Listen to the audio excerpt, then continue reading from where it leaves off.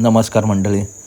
आपल्या सर्वांचे लाडके राहुलभाई पाटील यांची आज मुलाखत तुम्ही बघितली असेल. त्या मुलाखतीमध्ये भरपूर गोष्टींचा उलगडा राहुलदा पाटील यांनी केला आहे. जी नवीन खरेदी मनीष भाऊ आहेत, काशी 1001 जी खरेदी मथुरच्या दावणीत आली आहे.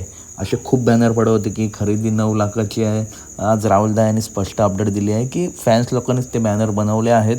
परंतु मित्रांनो, 3 महिने तो नंदी स्पीडचाच आहे, परंतु तो मुंबईमध्ये कसा पळतो आहे या सगळ्या गोष्टी राहुलदा पाटील बघणार आहेत. त्याच्यानंतर मित्रांनो पुढचा विचार करणार आहेत. दादाने स्वतः अपडेट दिले आहे. त्याच्यामुळे काही बॅनर मित्रांनो टाकू नका.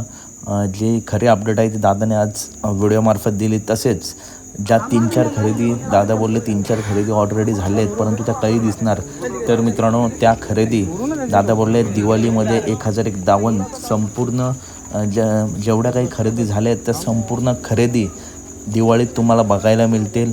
त्याच्यामुळे आणि हिटलरचे जे नाव चर्चा होतं, मी सुद्धा अपडेट टाकली होती. ती खरेदी दादा करणार होते, परंतु जे मालक आहेत आता ते नंदी देत नाहीत. त्या नंदीला पुढील वाटचालीसाठी सुद्धा दादाने शुभेच्छा दिल्या.